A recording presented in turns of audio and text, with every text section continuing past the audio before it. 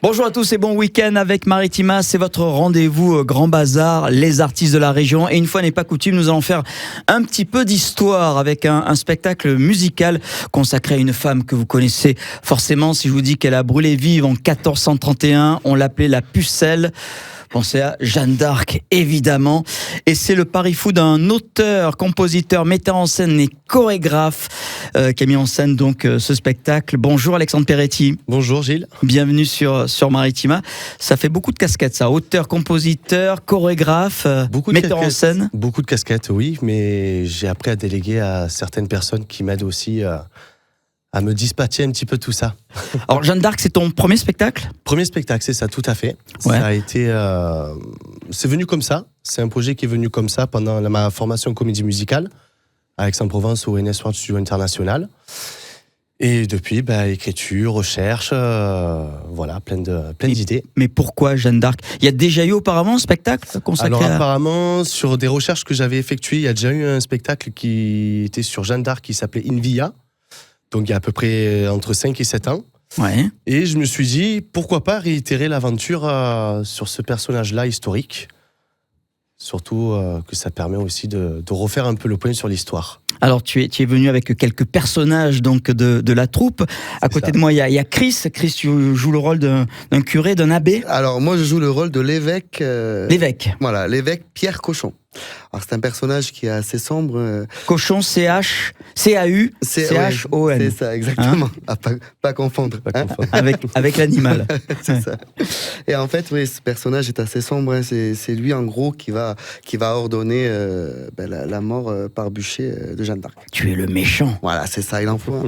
Alors moi j'ai connu Chris il y a quelques années. Il avait plutôt des plumes et des paillettes dans des groupes brésiliens.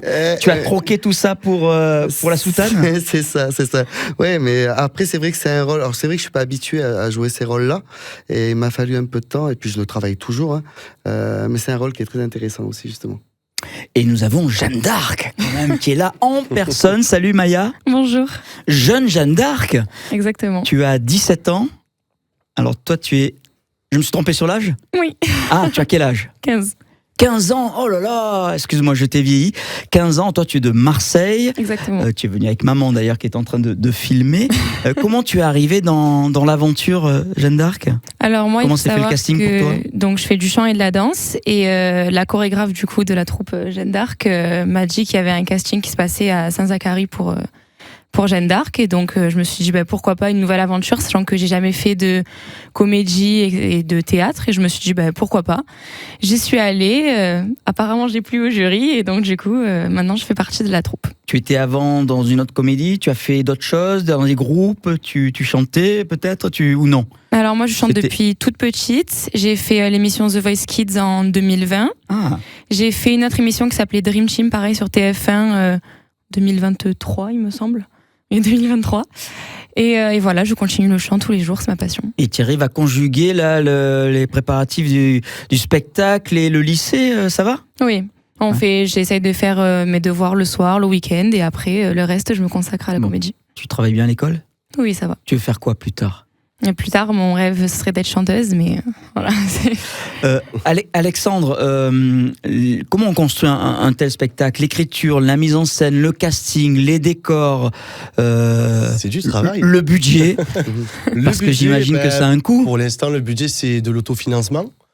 Voilà, c'est une petite aide que ma mère m'apporte aussi à l'heure actuelle, dans tout ce qui comprend dans ce projet. Alors, il faut savoir qu'il y a Cédric qui non seulement a un rôle dans cette comédie musicale, mais qui m'aide aussi beaucoup sur les paroles, les compositions et la coécriture du livret.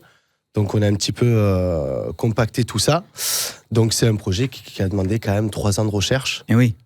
Donc, ce qui n'est pas si simple à faire. Et un parcours, comme on dit, peut-être semé d'embûches ? Beaucoup d'embûches, mais voilà, l'important c'est de les avoir surmontées avec beaucoup de persévérance et surtout d'y croire à fond. C'est ça qui permet d'avancer. Et donc ce spectacle est consacré à Jeanne d'Arc, c'est une célébration à Jeanne d'Arc, ce qu'elle représentait, son courage, ses combats qu'elle menait à l'époque au XVe siècle. C'est ça, donc la persévérance, du combat, et surtout aussi quelque chose avec beaucoup de sagesse, de bienveillance. C'est surtout ça. Alors, premier spectacle dans quelques jours, on va dire. Hein. On va en parler dans un instant. On va écouter un extrait, hein. Ça s'appelle Mon nom. Tu nous racontes un petit peu l'histoire de ce... Alors, Ton nom, c'est... C'est ton nom ou... c'est ton nom. Ouais. C'est une chanson qui est sur le thème de la réhabilitation, voilà, qui a été interprétée par Cédric, qui joue le rôle du roi Charles VII, voilà, qui explique voilà, le regret aussi de ne pas avoir cru aussi à ce personnage. D'accord, on l'écoute. Hein. Le spectacle Jeanne d'Arc dans le Grand Bazar aujourd'hui sur Maritime. Un roi pas assez homme, le poids de la couronne. Pardon, pardon, une étoile dans la nuit, tous nos jours sont bénis. Ton nom, ton nom.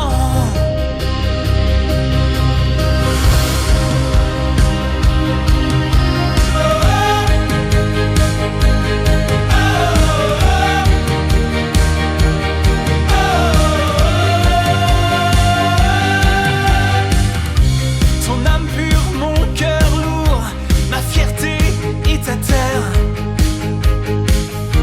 Un roi muet et sourd quand l'homme ne voulait pas se taire. Et ta voix qui résonne, mon sacre, toutes tes victoires. Oh, ton nom sur mon trône, n'est-il pas trop tard? L'erreur, le supplice, l'honneur, la justice. Un roi pas assez homme, le poids de la couronne. Pardon, pardon, pardon, pardon. Une étoile dans la nuit.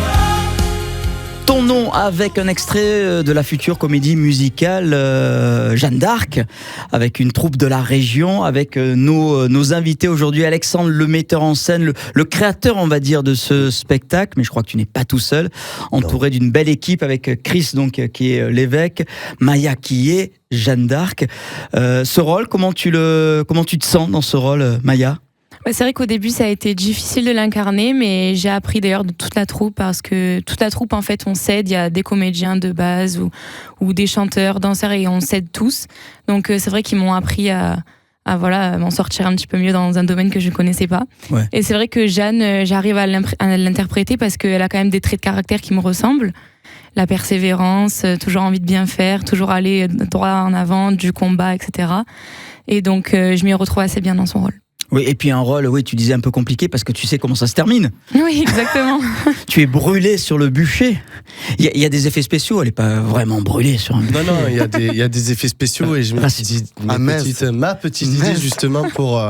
il est méchant, l'évêque. Casser un petit peu le mythe de ce que l'on raconte sur Jeanne d'Arc. Donc voilà, j'invite les téléspectateurs à venir y assister pour découvrir ce petit tour de passe-passe, on va dire. C'est une grosse équipe, hein. Vous êtes une quinzaine sur scène, comédiens, danseurs. J'ai vu les images, ça joue, ça danse. Alors pour le showcase, on était à peu près une quinzaine. Là, on a directement doublé l'effectif. On est entre 30 et 40. Ah oui. Pour le 28 février.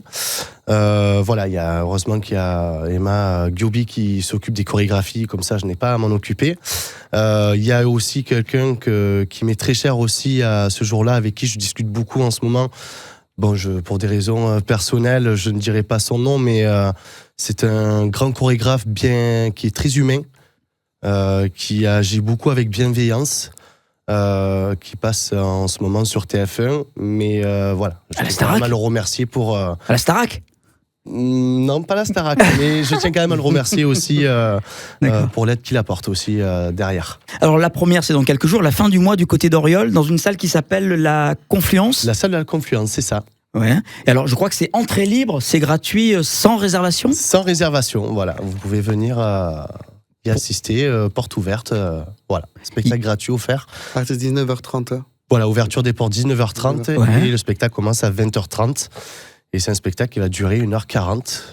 D'accord. voilà. D'autres dates de programmer par la suite? Je crois qu'il y a Gémenos. Gémenos, je m'avance peut-être La un peu. Ciotat, on est en prévision, on est en pourparlers, donc on va tout faire pour y accéder. Et le 28, justement, c'est une date décisive justement pour montrer le spectacle dans son ensemble, avec les artistes qui font de ce projet, qui vont faire de ce projet une réussite. Et comment vous êtes à quelques jours, Chris, Maya? Alors moi je suis très excité, même si je trouve que voilà, on a tous peu de temps finalement. Parce que c'est vrai qu'on a pas mal de choses, chacun à côté à gérer en même temps. Mais je pense que ça va le faire, on va y arriver. Et je crois qu'on a tous hâte de se retrouver à quelques minutes avant le début du spectacle, quoi. Chris, toi, tu chantes depuis très longtemps aussi. On se connaît depuis moi j'ai commencé pas mal d'années. Pareil, Nouvelle Star, j'ai connu quand j'étais jeune, pas mal de télé, radio avec toi aussi à l'époque. Oui. Et c'est vrai que Chris a été stagiaire à Maritima. Oui, ça a été mon premier stage. T'étais jeune encore et au beau. collège. Jeune et beau, ça veut dire quoi ça? Mais oui, le temps passe. Et c'est vrai que là, moi, me retrouver parce que j'ai fait beaucoup de comédies musicales où j'ai repris des rôles. Du reste, je joue encore un autre rôle de 0 janvier dans Starmania à côté, voilà, etc. Donc je continue toujours l'aventure comédie musicale. Mais là, ce projet inédit de retracer l'histoire de Jeanne d'Arc avec des textes inédits, musique inédite, chorégraphie, tout est créé de toutes pièces. C'est une énergie complètement différente. Et c'est vrai qu'il y a un stress supplémentaire aussi parce que dans ce personnage que je joue, personne ne l'aura joué avant. Donc j'ai pas vraiment de me dire, je vais essayer de me rapprocher d'un personnage. Ouais. Là, ce personnage, j'essaie... Tu te l'es approprié. Voilà, j'essaie de me l'approprier. Donc, et le rouge de la soutane te va bien? Ah non, c'est gentil. Et le rôle de méchant, est-ce que ça te convient? Alors, dans la vie, je suis pas comme ça. Même si on a tous une part de sombre et de colère, on l'a tous en nous, il faut aller la chercher et essayer de l'assumer sur scène. C'est différent. Mais c'est intéressant à travailler. Et alors toi, Maya, Jeanne d'Arc, la battante, la volontaire, comment tu te sens dans ce rôle? Pour l'instant, ça va. Après, sur scène, on verra bien. Mais on s'est tellement entraînés.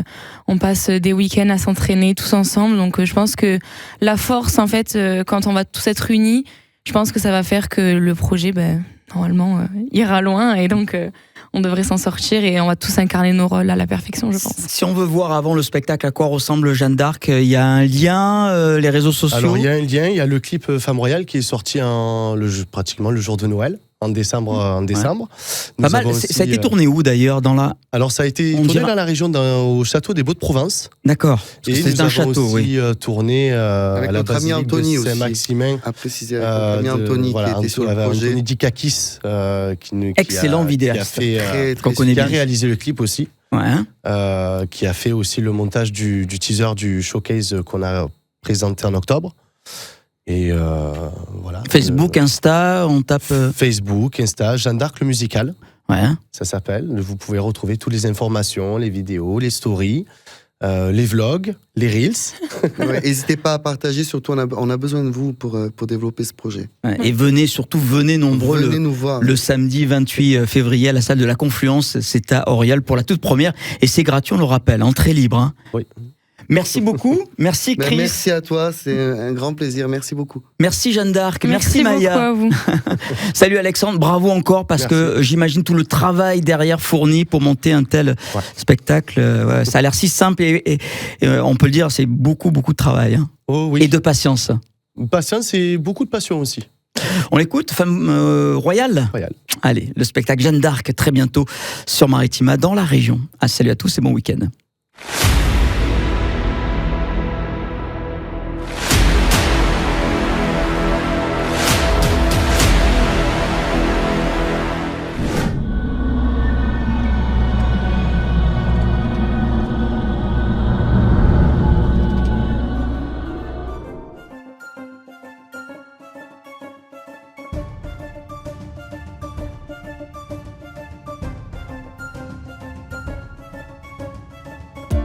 Dans les jardins de l'histoire, j'avance au nom de Dieu et de la France. Fidèle à ma terre, à mon roi, la guerre pour l'honneur et pour la croix. J'entends ces voix.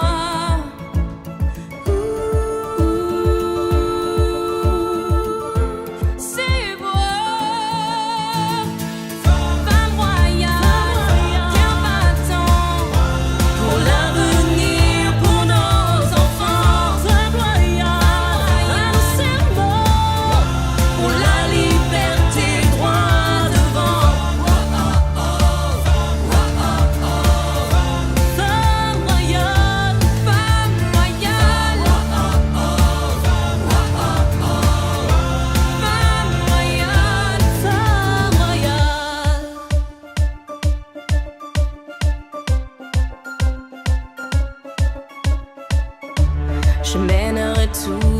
ces batailles, armée d'un courage, une foi sans faille, guider mes hommes vers la victoire, pour le pays, l'amour, l'espoir.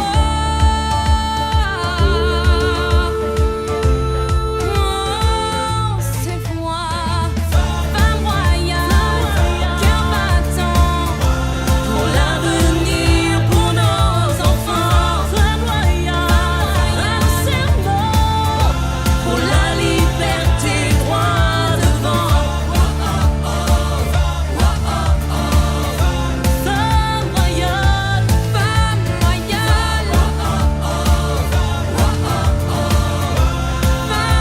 royale, femme royale.